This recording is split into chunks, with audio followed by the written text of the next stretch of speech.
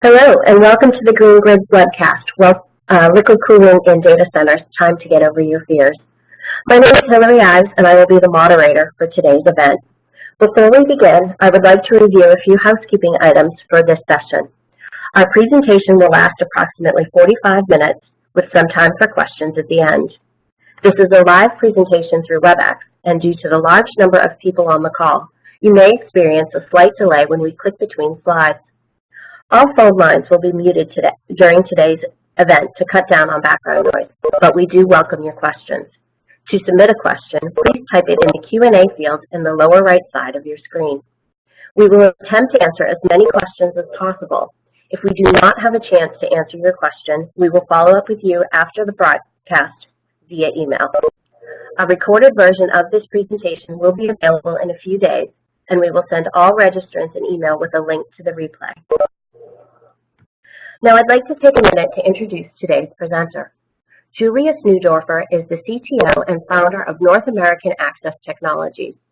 Based in Westchester, New York, North American Access Technologies clients include Fortune 500 firms and government agencies, and it has been designing and implementing data center infrastructure and related technology projects for the last 25 years. Julius is a member of AFCOM, ASHRAE, IEEE, iMasons, and the Green Grid. He is also an instructor for the U.S. Department of Energy's Data Center Energy Practitioner Program, and he holds a U.S. patent for a high-efficiency cooling system for rack-mounted computer equipment. Julius writes the Hot Aisle Insight column at Mission Critical magazine, has written numerous articles and white papers for various other IT and data center publications, and has presented seminars and webinars on energy efficiency. He is also the co-author of the Green Liquid Cooling Technology Update. And with that, I will hand things over to Julius. Julius? Thank you, Hillary. Hopefully you're seeing my screen now. So we could start the presentation, and thank you for that introduction. This presentation is focused on the work we did in the work group at the Green Grid, which resulted in the Liquid Cooling Technology Update white paper. And of course, I certainly did not work on it alone. I was joined by all the editors, Michael Ellsworth of IBM, Dev Kulkarni at Intel, Herb at Liquid Cooling Solutions, and as well as contributors Larry Vertel and Phil Hughes. So I want to thank them because it was a lot of hard work that went into this paper, a lot of soul searching and discussions getting this paper off the ground, and it also, we hope, produced a lot of information that will be useful to you. We're going to go over some of the highlights of this paper and also discuss all the things that are happening in the liquid cooling market. So today's agenda is really a term that I believe I coined called data center hydrophobia. And it's a question of perception versus reality. We're going to look at liquid cooling benefits and try to see when liquid cooling makes sense. It may not be for every application or every data center. And so we want to look at what's really happening there. We're going to really look at what the thrust of the paper was, which is to try to get rid of myths, misnomers, different marketing terms out there, and try to create a unified base to get a working knowledge of liquid cooling as it stands right now and where it's going to people who are involved. And the idea behind it is to drive adoption for those that were a little bit of concern, whether it's an applicable situation for their data center, for their IT equipment. And we're going to look at what happens on both the IT side today as well as from the facility side. So with that being said, now that my system needs an update, we'll try to get rid of that from our screen, so my apologies.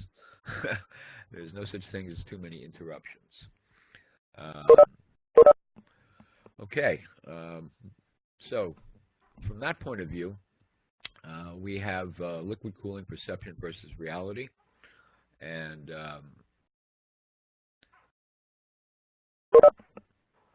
let's take a look at that. So big problem with liquid cooling today is perception versus reality. And there's a lot of problems that over the years have developed in terms of people's mindset based on perhaps early experiences. one of the first things that people recognize from liquid cooling is the cost. People have the belief that it's much higher cost than traditional data center air cooling systems. They also believe it's highly complex, and of course they believe that there's a lot of complexity related to moves, adds, and changes, everyday work, swapping out equipment, and of course servicing issues also are one of the concerns that people have expressed.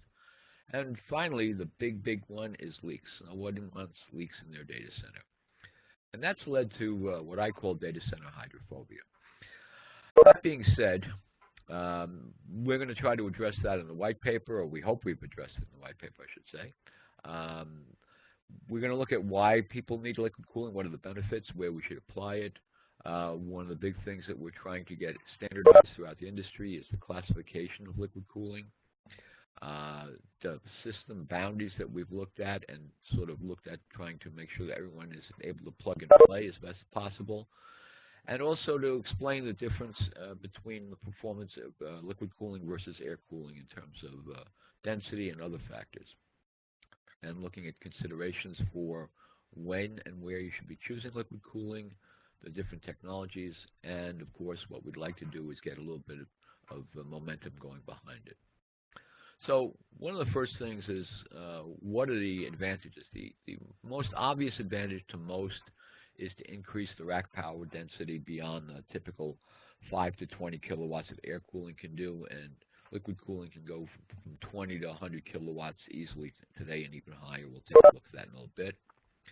And that's at the rack level. At the processor level, which is where the big challenge is really going to be seen in this next shift of super processors that are coming out, not just CPUs, but GPUs. We're seeing a huge increase on the amount of power that the chips are putting out or would like to put out, except in an air-cooled system, they're being limited by the amount of heat that can be transferred via air cooling. And so the manufacturers of chips are looking at liquid cooling as much as the people who want to put it into a data center.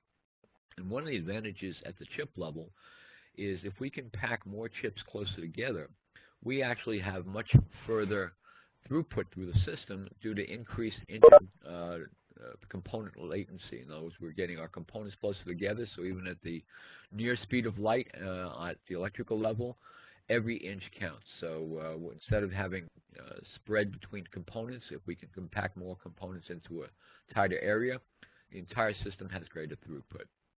Also, believe it or not, liquid cooling systems offer much greater thermal stability than air-cooled systems. Once your system is at an operational temperature, the liquid mass is far greater than the air mass, and so temperature changes are minimal compared to air-cooled systems where temperature changes on chip load vary greatly. So that's another advantage from a longevity point of view and the ability to clock chips higher safely. At the footprint of the data center, the space that it's going to take, we can now, of course, pack far more equipment into far less space. And that also means that we have fewer interconnects between racks. When you're running 5 kilowatt racks and you need 20 racks to get to 100 kilowatts, well, there's a lot of connection points and distances between racks. So we're also able to do a far greater savings in terms of latency between racks. And also we have far shorter power distribution paths in a smaller footprint, so we begin to lower R squared R losses just in the standard power paths. And one of the oddities of this that is really sort of one of those outliers is that when we begin to use liquid cooling, we can either minimize or eliminate fans. And fans are a cause of vibration which impact overall reliability of equipment.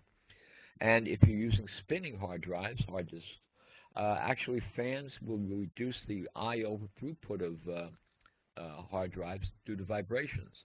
So this is a study that was done by, I believe, Oracle that we've cited in the paper, worth looking at. So little bits and pieces that we picked up as we did a little more research among vendors. And this was a multi-vendor paper, so this is a vendor-neutral effort, by the way. So there was no one favored or disfavored to the best of our efforts to try to paint a fair picture of what's out there. The big advantage we believe that breaks the myth of cost is there's actually a lower cost of ownership on a liquid-cooled system once it's at scale. So while pilot projects and early small deployments may look more expensive, there's a OpEx reduction because there's a tremendous energy-saving opportunity. And of course, if we go down the complete liquid cooling path for heat recovery, which is possible, there's also energy savings which could be reused for other processes. And from the upfront cost, CapEx, effectively, in an all liquid-cooled systems, we do not need any chillers. So we get rid of a tremendous component cost in that. We essentially have the ability to reject heat either directly into a building as for reuse or certainly to the outside world with no mechanical cooling whatsoever. And depending on where you are in the world, you can actually avoid any use of water whatsoever. It seems like an oxymoron that no water usage for liquid cooling, but the reality is if we don't need to evaporate, we can just use dry coolers, fluid coolers, without any need for evaporation. So we have a totally waterless data center, if you will, with no water usage. Perfect scenario in certain applications. And of course, if we have higher density, we use less space, so we can build a data center that's 1/5 the size with the same computing or higher computing power. Right? The dense pack systems really are been driven into the high performance computing. They're the big early users and have been for quite some time for liquid cooling. So they've proven the technical advantage of liquid cooling, so they can get closer coupling between boxes, higher throughput, and that's one of the big early adapters. The hyperscale players are looking at it now for cloud services, other mega scale, Facebook, Google, etc. And of course, this ever-present IoT and all the variations of IoT, Internet of Everything, industrial Internet of Everything. And the latest player in this market is edge computing and 5G. No one knows exactly what 5G is going to bring, but 5G requires far more nodes because it's a shorter distance transmission than traditional 4G LTE. And there's some talk out there of having a bunch of nodes placed far different places than conventional towers. And edge computing is looking at smaller and smaller micro data centers, which could be easily liquid cooled and solve a lot of mechanical cooling problems of small data centers that are the bane of everyone's existence, of trying to mechanically cool them versus being able to pipe the fluid out to a dry cooler. So there's other applications along those lines. So the real question about power density, which is the early attraction, is that in looking at this whole marketplace, there's any number of people who say we can go beyond 20 kilowatts per rack using air cooling. Obviously, by containment and other methodologies, it is technically possible. But it really begins to be a losing battle beyond a certain point. So we picked a comparison point of 20 kilowatts just as a starting point. And for a liquid cooling system, if you want to look at your entry-level systems, while they certainly can cool a 10 kilowatt rack, where the economies of moving and looking at liquid cooling begin to occur is in that range that moves above 20 kilowatts. And so we can look at that, and we're going to see that some systems can technically go to 200 kilowatts or even more. There's been demonstrated in many cases. Some fully submerged systems can break the 200 kilowatt mark and operate very successfully. So this comparison here is looking at an air-cooled system on the left and a liquid-cooled system on the right. And their typical range anywhere between 5 and 25 kilowatts just as a comparison range. Now, when we look at that, it takes a lot of air to look at how much air needs to go through there, and we're using a reference point of a DeltaT of 20 degrees Fahrenheit and a operational range anywhere between 65 and 85 Fahrenheit. Now, that's a little bit of a wide range, and of course, people don't always operate at 85 degrees. ASHRAE recommended says to stay below 80. But we see that obviously there are applications where we've gone to the A2, A3, A4 ranges that do travel beyond the recommended 80 degree, 80.6 Fahrenheit. And I'm just sticking to Fahrenheit for simplicity right now. Of course, that results in high exhaust temperatures off the back of the rack. We're seeing fairly large DeltaTs. In some cases, some of the blade servers and other devices are breaking the 40 degree DeltaT mark, which means that we're talking about high temperature conditions in the back for people who have to work in there. There are growing concerns about that. But this is a fact of life of what we need to do to air cool high density racks on the air side. If we want to take a look now in comparison to air cooling, liquid cooling, of course, we're going to start at 20 kilowatts and go up to 100 for comparison. So for us, it really would take, when I say us, liquid-cooled the people who want to compare it, we're talking about moving only 6.8 gallons per minute for a 20 kilowatt rack and only 40 gallons a minute for a 100 kilowatt rack. Now, that may sound like a lot, but on an energy level, if you compare it to 800 to 4,000 CFM, it's a lot less energy to do that. Now, notice I'm using 20 degrees delta T on both sides of the equation, which is unusual if you're used to a standard data center. So before I start getting emails saying typical delta T in a water-cooled loop, chilled water, is about 10 degrees, and that's sort of a reference number. The difference is, in this case, we're not using mechanical cooling, so we don't have any limitations on chillers. And even if it's applied in a existing chilled water environment, our intermediary CDU will give you a adjustment of delta T to match your system. So, but from a pure liquid cooling system, assuming there's no mechanical cooling, we can operate at a 20 degree delta T, even higher, 30 degree delta T, depending on the system. So with every increase in delta T, we can actually even decrease the pump rate even less. So we have a tremendous energy savings just on that point alone. And as I pointed out earlier, in our comparison, we're saying that we're looking at a 20 kilowatt mark for air cooling as a sort of top out point for comparison versus 20 degree entry point for liquid cooling. And let's take a look at that on a energy level. So first of all, let's look at what happens for an air-cooled server. So taken from the ASHRAE guidelines, 4th edition, here's a comparison of the amount of air that you need to move through a traditional A2 class server. And notice on the left side, we've got the green arrow pointing at the 77 degree mark, 25 Celsius, as our airflow reference rate.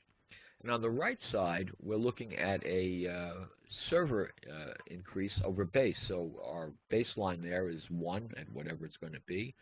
But as the temperature rises, we wind up with up to a 20% increase in total server power. If you look at that top line there, server power increase over the baseline can be 20% increase as intake temperature rises. So this is one of the trade-offs when we want to run warmer data centers. Beyond a certain point, we have an exponential rise in the power being drawn by the servers without doing any more work whatsoever. And if we start using just that 25 degrees C, 77 Fahrenheit as our reference to compare the energy between the two systems, let's take a look at that. And this was from the white paper. Now, just to summarize this, to compare it, so let's look at our first line across there, our air-cooled server. We have two components, and this is not talking about mechanical cooling now. This is just the energy to move the air from the inside of the box, the IT box, out to the air handling unit, the CRAW unit, not counting any mechanical cooling whatsoever. So we get approximately 3.9 kilowatt estimated power of the air-cooled server. That is looking at the power inside the IT equipment as well as the power at a traditional air handler. Again, at a target of 77 Fahrenheit. If we now take a look at that comparison of a all liquid-cooled system, again, not a hybrid, but a purely liquid-cooled system, we just have to push about 6.8 gallons per minute, which on a small pump is really about 100 watts, 0.1 kilowatts. Now, in an all liquid-cooled system, we have no internal fans. So our comparison here is really comparing almost 4 kilowatts to 100 watts as our energy savings. So from that point of view, note that we're showing this as excluding the chiller. And if this was an all liquid-cooled system, there would be no chiller. If you were to tie this example into an existing system, we would bypass the chiller. We'd use the condenser loop. So we would not be burdening the chiller with this energy. It doesn't mean that every system would use this, best case application, but if this were to be installed that way, you would see this immediate savings energy right off the bat just on moving air between point A and point B.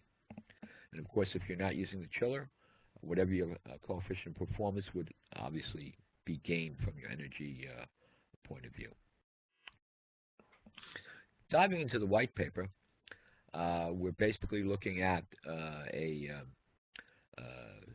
simple drawing, which frankly took quite a few months and discussions to come up with.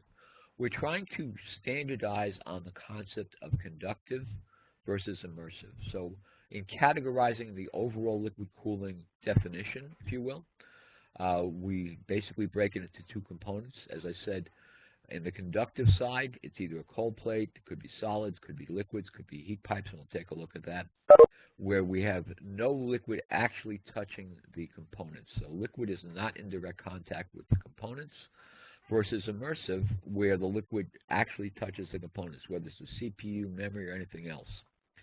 At the level below in purple, we are looking at systems by either being single-phase systems, that is to say no phase change, or two-phase systems, or basically phase change systems. This is the top of the org chart, or I should say the paper, in looking at the whole liquid cooling topology. And it's kind of critical that we keep that in mind. And this is where all the marketing terms have been out there that cause confusion. Not necessarily, but there's just no agreement, as to what a system is or what category it belongs to. And this is what this paper has tried to accomplish. Once we move past that, we developed this classification for the IT electronics, and that includes the server, chassis, or anything else that we have, from the IT equipment. From there, we define the electronics rack, and that could be an immersion tub. It could be a dedicated, specialized enclosure that moves beyond a simple chassis. So we define that as the rack level. Within there, we move to the white space of the data center, if you will, followed by the actual facility, and finally getting the heat outdoors. So we developed this pathway, which we're going to see in the next drawing, which we believe is key to standardizing everyone's boundaries in the data center. And again, this was a lot of time spent on this. Hopefully you're seeing a drawing right now which looks quite confusing to most people at the first pass, since we've got arrows going everywhere. And I want to call your attention to the fact that the arrows are multiple choices from the different systems. So when we're looking at any one given system by different vendors or different methodologies, assume that only one of these paths from left to right is active, and I want to stress that. Any singular path is the question here. We're showing multiple variations on a path, and we had no better way to do this other than to walk people through it. So if you'll bear with me, I'll try to take you through it because this is kind of key to it. Starting from the leftmost area, we're looking at the ITE system in that red boundary line. So that's within the chassis of either the single server or a chassis with multiple blades in it, and we consider that the ITE system that's liquid cooled. There's several variations within that. So we could either liquid cool a component, we can have hybrid, some air, some liquid, we can have a combined system, which is a little bit of a one-off. And all the way at the bottom, we could actually have a 100% air-cooled rejection. However, all the components within the system have a liquid cooling loop, but all the air is eventually rejected to the room without any room-based liquid connections. So it's kind of a ability to concentrate high-performance systems, and HPE systems are using that exact technology today. So that's included in this, concept of what goes in the red boundary, the ITE system. Moving over, we're now looking at an electronics rack, so we could either have multiple servers in a rack. It could be a fully immersion tub, so that's another alternative. We could, if you look at that light blue unit, the cooling distribution unit over here, if you can see my mouse, I'm not sure, but this could be part of the electronics rack, so it could either exist inside the rack, it could even exist technically inside the IT equipment in certain rare cases. And notice that it also says cooling distribution unit out in the white space. So it's a combination of either having a cooling distribution unit with heat exchangers, liquid-liquid heat exchangers, which could be in a rack or it could be in the data center, or in some rare cases, you might have a unit in a rack and in the data center, depending on the application. As I said, it's a multiple choice here, not using all of the above. And if you look below where it says immersive with some dotted lines, if you follow that dotted line across, these are differentiating itself from what's covered in the ASHRAE definition of liquid cooling. So we didn't follow everything in the ASHRAE strictly. We had to make a choice here in the committee. And so we tried to cover everything we could, including ASHRAE, but also mentioning what the systems exist outside of ASHRAE. Taking this a step further, effectively, we now move into the facility side in the gray box, where we try to interface with either an existing chiller. We could also interface with an economizer, which is allowing us to bypass the chiller. So this system could incorporate a retrofit. This system could incorporate a new build. But we have this template that covers just about everything we could think of that could encompass liquid cooling either in an existing facility or in a brand new, purely liquid-cooled facility. Obviously, if we're building new, it wouldn't be a chiller. We just have all the liquid cooling coming out to an outdoor external heat rejection system, or even tying it into the building. So if we move over to our final heat rejection system in the outdoor area, we could tie into an existing dry cooler, an existing cooling tower. We could also use this to connect up to a supplemental heating system for a building, do some heat recovery.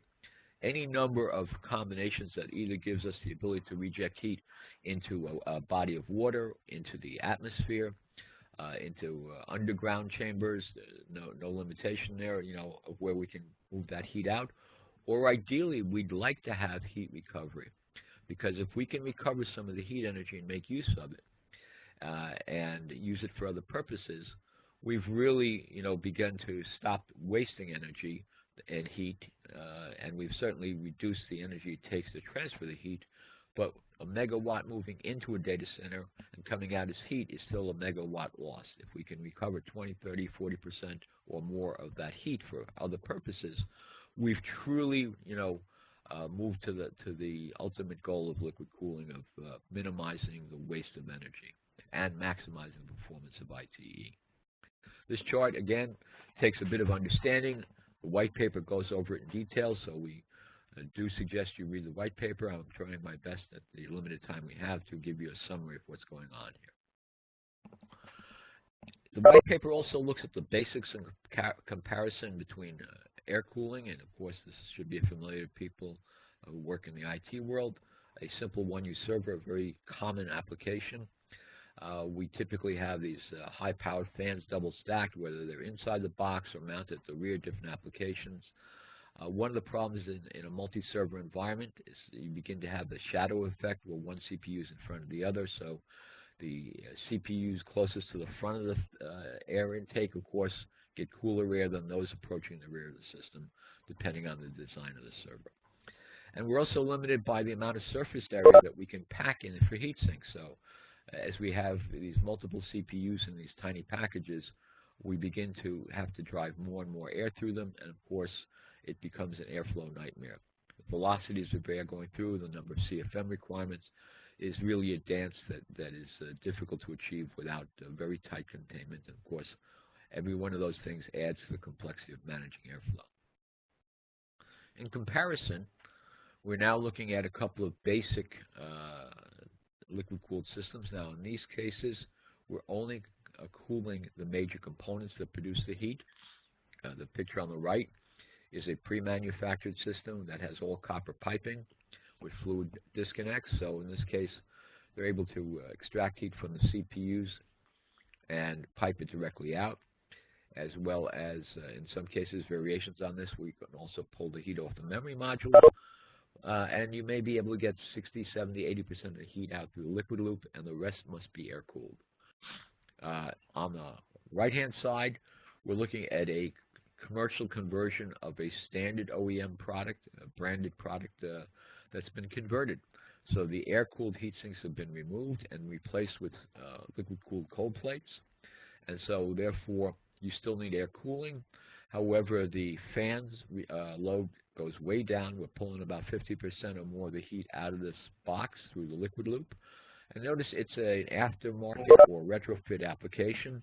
So ordinary rubber tubing in there, and high temperature rubber tubing is shown. And again, a quick disconnect, dripless connectors are used for conversion. In some cases, the OEM manufacturer will provide this as a fully warrantyable system, so you're not dealing with offshoots of motherboards and warranty problems, etc. So it's not a custom-made system from an IT support of software, etc. But the OEM manufacturer will supply warranty on this type of thing.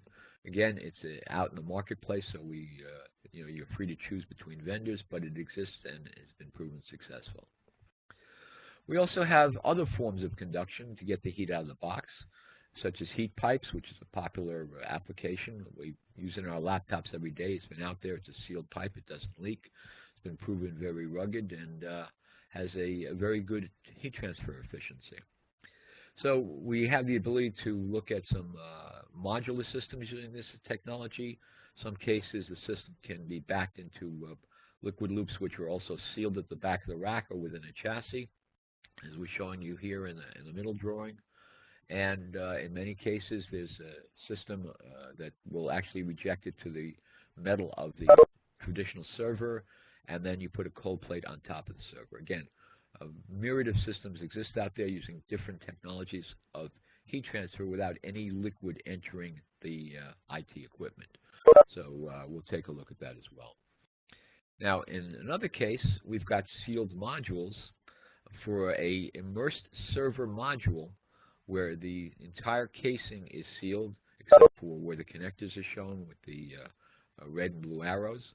And inside, every component is in contact with the liquid. So this is a fully immersed liquid-cooled module. So 100% of the heat is pulled out through the liquid. And it looks and feels like any other blade server in the sense of the module pulls in and out. The dry disconnects take care of the liquid servicing aspect, which we talked about, people's concern about being able to quickly service it. So this type of module will service just the same as an air-cooled blade module as a liquid-cooled blade module. So that makes it sort of comparable from the servicing aspect. But from an efficiency aspect, we have no fans, no fan energy, and also no fan vibration. So from that point of view, if you compare it to the module on the right now, this is using a module that uses a heat pipe to transfer the heat from the CPUs to conduction plates, which slide also into a chassis. Again, no liquid is on that blade. The liquid occurs on the back end of the chassis when these modules connect. But again, that's a sealed loop where we don't have to interrupt the loop to put these modules in and out. So two similar configurations from what the IT personnel have to handle. This would come in and out like an air-cooled blade in both cases, but two different technologies. So again, these are all commercially available products from both small and large major OEMs. So here's a breakout of what we saw, step by step in the earlier drawing. And we're looking at the examples of the different ITE applications we just saw previously in the graphics. And this could occur, as we saw, as either a single server with the added on cold plates or a complete rack full of servers, as we saw in the previous drawing showing a whole rack of liquid-cooled servers being tied together in a specialized rack. And these are all different applications, in which case we'd have the CDU either in the rack or in the data center, as we talked about earlier. The CDU basically allows us to change the temperatures from one side and flow rates from one side of the CDU. It's a liquid-to-liquid heat exchanger. It contains a control mechanism so that it can use a different fluid at the rack than the fluid that's going out to a traditional loop. We may have engineered fluids in the rack, either single-phase or multi-phase. We could have synthetic fluids such as oils, or we could have a ordinary liquid loop on the cooling loop facing the system. And so it allows us to mix and match for different applications.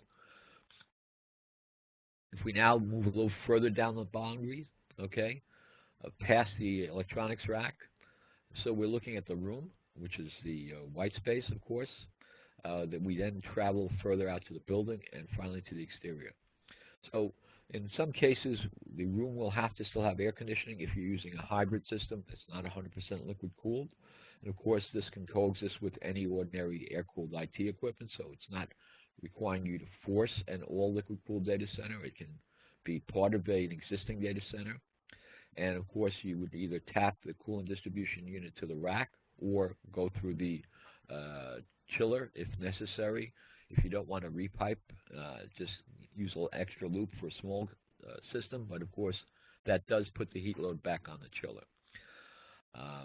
Ideally, and this is where we'd really like to go, once we're able to optimize this, and we've thrown in some ASHRAE references, W4 and W5, because ASHRAE has a complete discussion of liquid cooling in their thermal guidelines, as well as their specialized papers on liquid cooling. And so effectively, if we're able to use higher and higher temperatures at liquid cooling levels, we can start reusing that heat, which is the use of W4 and W5. And in many cases, we try to factor that into the equation of getting adoption of liquid cooling. Everyone follows ASHRAE, especially on the facility side. So even the ability to interface with ASHRAE standards, we've tried to keep to as much as possible, although we didn't limit ourselves to it. And of course, that allows us to ultimately get to the heat recovery stage if we can, although that's not the biggest application right now for liquid cooling, but more and more people are concerned about energy efficiency and energy recovery. And there are many places that are looking at this very closely as part of an early design of even the campus facility that takes the data center heat and reuses it for different applications. So from that perspective, let's take a look at that in relation to ASHRAE. So ASHRAE covers W1 through W5, and we'll go through this in a little more detail, but this is where we try to align this with ASHRAE. And the next chart over is taken directly from ASHRAE. W1 and W2 are looking primarily at existing data center loops where we interface with the traditional cooling tower, water chiller, and the ability to use a heat exchanger to bypass it. And so this could be plugged into any existing data center by accessing the piping loops or minimal interruption of the piping loops, depending if there's existing taps or not. And again, no one likes to tap a loop. We understand that. But at some point, you have to consider what the value is of piloting this or where you could use this. And for those people who don't want to tap a loop, I will just take you back one slide. And notice at the bottom where you have an immersive liquid loop, it can bypass the entire cooling system and just simply go out to a dedicated cooler. So bear that in mind. You don't have to touch the loop of the data center if you want to install a pilot project. You can just bring in a fresh loop to take the heat directly outside the data center, not put any additional requirements on the existing systems. And that's one of the best ways to get started with data centers that don't have spare loops.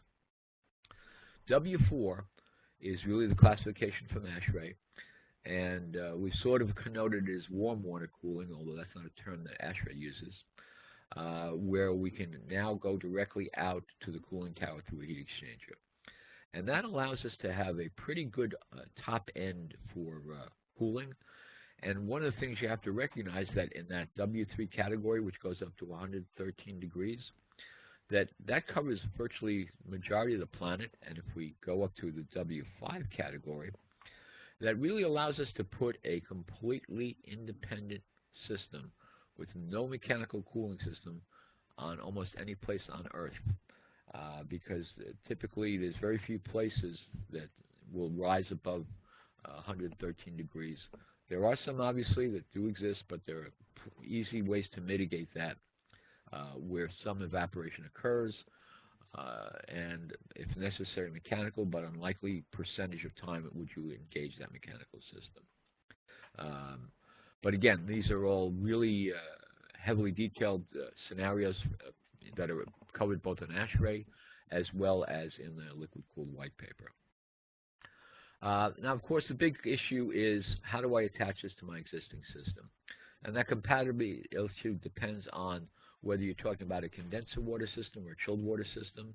And we're not talking about Aircooled DX. Obviously, there's no liquid loop existing there, so you're free to do anything you want with a fresh loop. The existing system capacity knows if you have a chiller in place and you're intending to use a chiller, it can't exceed the total capacity of the chiller. You'd want to bypass that chiller. And of course, what type of heat rejection if you have. If you have a condenser water system, if you have a dry cooler already, so again, these are all different factors, and the liquids that are involved, you would have to use the CDU to interface with them.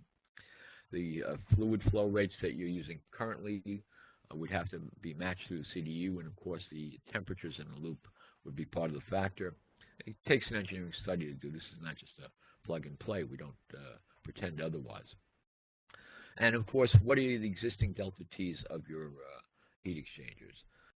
If you have a high DeltaT loop, you can tap into that on the dry cooler side or the cooling tower side. That would be ideal. Again, no load on the chiller, save the chiller energy, and it's a best match for an existing data center and also even for a new data center. So here's where we come into a difference with ASHRAE. Essentially, there's so many systems being produced right now at different vendors are moving very quickly. They're not waiting for ASHRAE to try to categorize every one of them. And the ASHRAE document is still, a good reference point. And the numbers we just showed you came from the 2016 fourth edition of the ASHRAE. But in creating this paper, and this paper was done just as ASHRAE was releasing this paper, the content here tries to follow it as much as possible. However, we did not want to limit the paper to just what was contained in ASHRAE. So that's a kind of an important point. And of course, we now want to say that that we've tried to look at how this has addressed most of the concerns. We do believe that the cost, if properly implemented, especially at scale, not at just a pilot system, is actually not just cost competitive, it's actually lower, again, when you include the OpEx cost. The complexity has been reduced by the dripless connectors and dry connectors that we talked about earlier. Moves, adds, and changes can be just as easily achieved as standard air-cooled chassis that we've shown. We've got servicing issues, again, minimized at most cases and certainly comparable at the device level, the IT device level, with quick disconnects and also dry disconnects. And of course, everyone's fear of leaks. A lot of work's been done on the connector level to allow flex tubing to be connected without any drips whatsoever. In fact, that's one of the white papers we're going to mention in a moment. So we believe that we've tried to show you why you want to look at liquid cooling. Again, not everyone's going to jump into this. I don't expect at the end of this webcast that liquid cooling scales will quadruple, but more and more people are considering liquid cooling for a variety of reasons. All we ask you is to consider it, and we do suggest that you look at that white paper. The benefits really are focused first on much higher IT performance, much greater density, which gives us some cost savings, and higher performance at the rack level, reduces the space. Overall energy costs are substantially lower. We believe that a liquid-cooled IT system has increased reliability over a comparable air-cooled system, and ultimately this does provide a lower total cost of ownership if you implement it from soup to nuts. It takes a little bit to get there, but if you're operating at scale especially and you decide to go there, that's fine. If you're piloting it for certain applications, again, worth looking at. So our white paper number 70 is publicly available, and if you're listening to this white paper today, we have a special offer. It includes free shipping. So if you log in now to the Green Grid, you will get free shipping on this PDF white paper. All kidding aside, other white papers are out there. Liquid cooling best practice for fluid connectors. White paper 73 is out. And of course that looks at in detail at the dripless connector and what you should understand about it and what's out there. It's kind of an important standardization document, we believe. Get everybody to look at some compatibility issues. And that's our design target on the next paper here, looking at the ability to have intercompatibility so that when you refresh your equipment, which is obviously every 3-4 years, 2-3-4 years, depending on how you look at that, so that you can go from one generation to the next just as easily as air cooling. And that's one of our target white papers for 2018, pardon me, looking ahead. And so all we do is ask you to consider it. Please download the white paper, look at what's on the marketplace, and we hope that this webcast has been useful to you. And we'd like people who are interested to join our work groups. We could use people who want to contribute both from the OEM side as well as end users who want to participate with case studies, for instance. So please go to the Green Grid and sign up if you're not already a member, and contact us at the Green Grid. With that, I'd like to thank you and turn you back over to our moderator, Hillary. Please, over to you, Hillary, and let's see where we are on the Q&A. Alrighty, thank you, Julius. As Julius mentioned, we will be entering our Q&A period at this time. If you do have a question that you haven't asked already, please enter it in the bottom right side of your screen. We do have a couple already, Julius, so I will read a couple of those off to you to get us started. The first one is, don't you still need chillers to cool the water in hot geographies? Okay, so that's a very good question, and if you're using the, I'm going to follow the ASHRAE term here, W4 or W5 rated systems, that means that your loop going into the IT equipment, and this is what people find hard to believe, can be at 110, 120 degrees intake. So the water coming off the tower or off the dry cooler can come in at those above 100 degree temperatures. So unless you're really in the Sahara at the height of the day, and your average cooling temperature can come in at above 100 for most of the IT equipment that's liquid cooled, the pure IT liquid cooled equipment. So you would be able to eliminate the chiller. And even if you're in the desert, if you have water and use it to evaporate it, then your cooling temperatures could come still below the W5 temperature. So in 99.9%, and there's always going to be that exception, no, you do not need a chiller in virtually most parts of the planet. Sounds good. The next question is, when using liquid cooling, do we still need air cooling for components other than chips that are liquid cooled, unless immersed? That's correct. You don't get rid of the air-cooled component immediately. Now, one of the systems, not one of the systems, one type of system basically solves that problem, because what they've done is in those cases they may have liquid cooled the chips but also used a sealed cabinet with a heat exchanger in it, so that the cabinet is actually not producing any airflow through it, and therefore everything is being tied back to the liquid loop. Now, again, that's a specific case. If you were to just use a hybrid liquid-cooled system, to say where it's just taking the heat off the chip, which is what I believe the question is asking, and you were to put it into a traditional air-cooled data center, then in fact, if you offloaded 50% of the heat or 60 or 70% from the chips into the loop, you would still need to air-cool the rest of that, but you would have, let's say, if you were talking about a 20 kilowatt rack and you offloaded 15 kilowatts into the liquid loop, then you'd be dealing with it like any other air-cooled 5 kilowatt rack. So that would allow you to get the benefit of liquid cooling, or the majority of the benefit, in an existing air-cooled data center. And we believe that's a road in that's very easy to deploy if you can tap into either the chilled water loop. You would be putting that heat load on the chiller. However, if you can route that over to a condenser water loop, you would then, of course, negate that 15 kilowatt heat from entering the chiller and reduce your energy cost on your chiller as well. Thanks, Julius.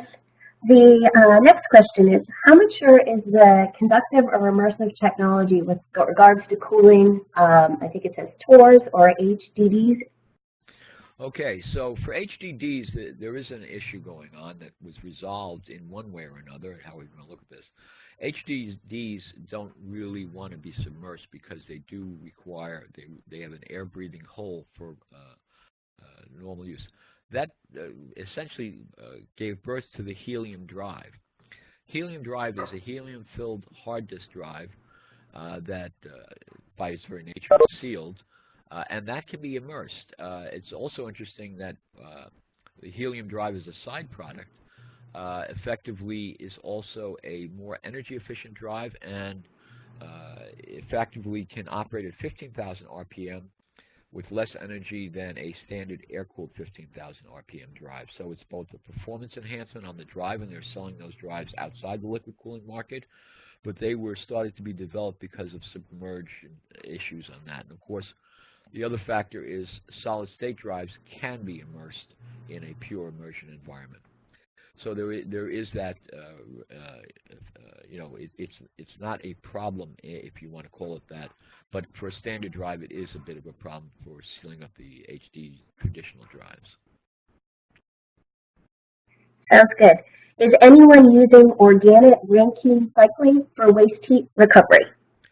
I have not seen it or heard of it. That doesn't mean it isn't there.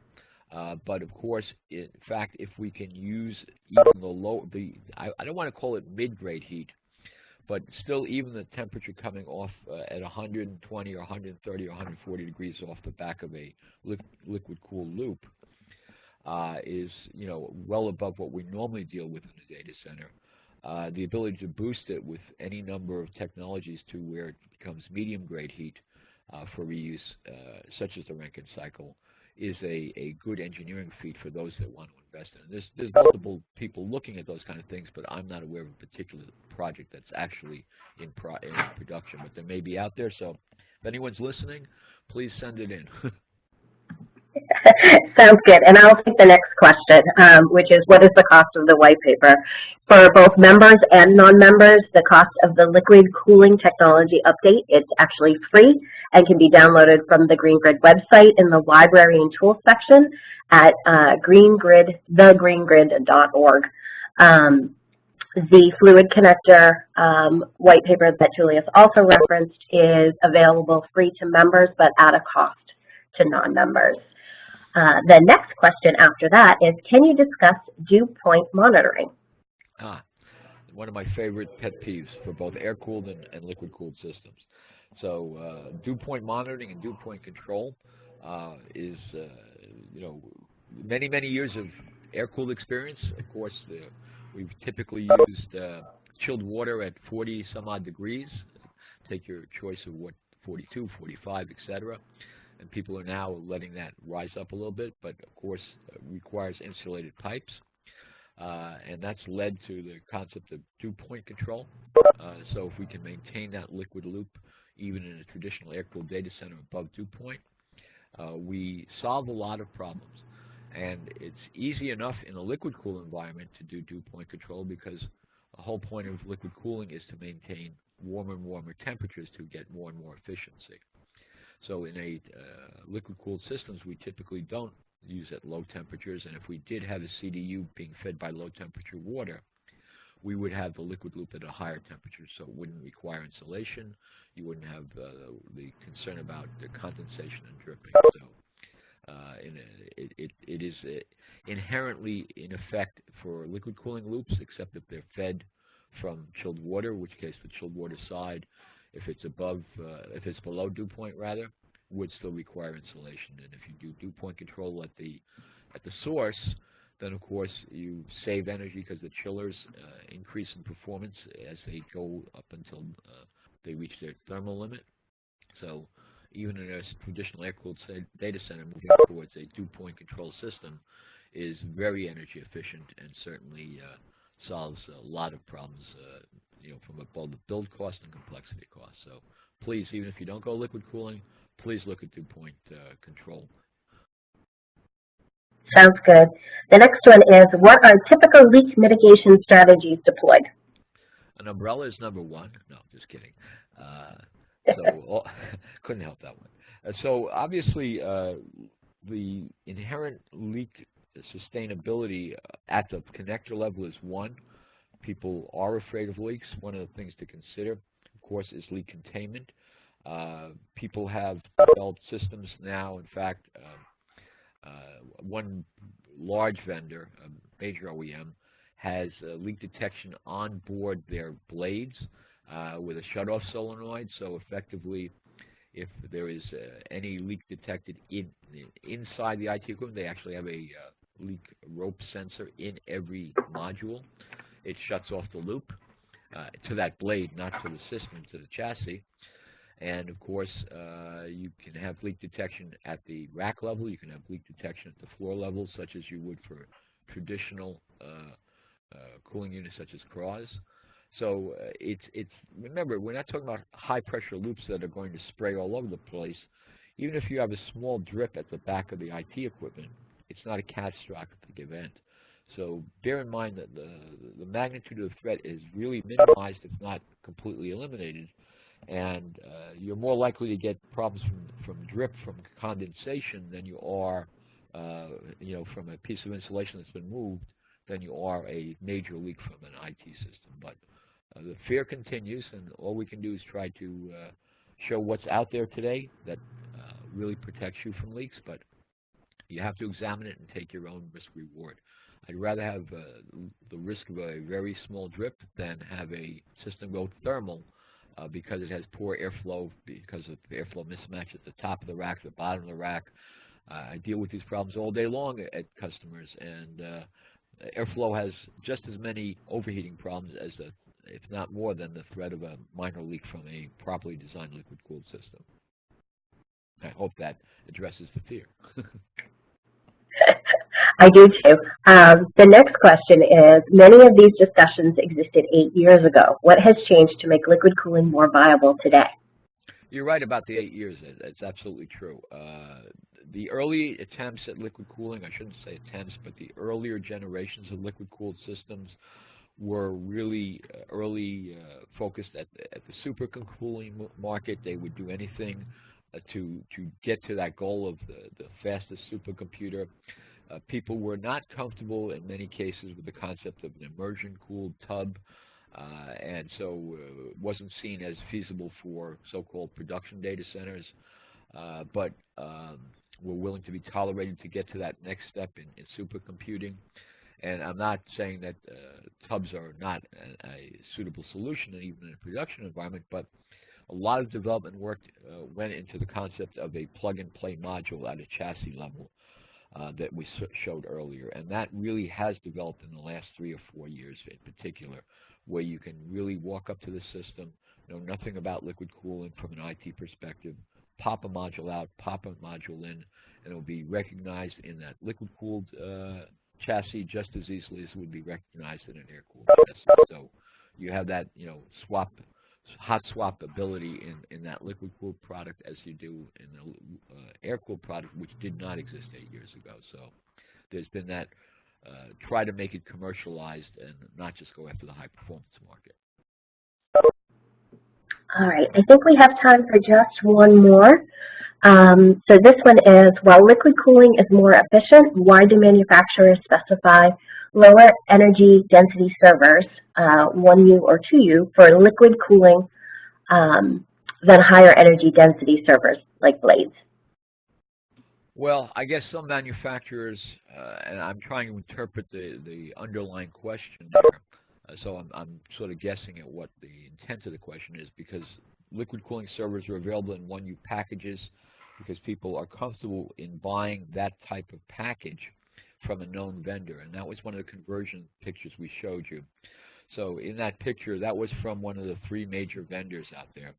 That was an officially adopted conversion of a product that IT people are comfortable with. So they know the motherboard, they know the chipset, and they want to continue to use that, but they want to be able to stack 40 of those in a 1U. Now, if you assume that if you have 40 of those spinning at 500 watts of a 1U package, okay, that's a 20 kilowatt rack.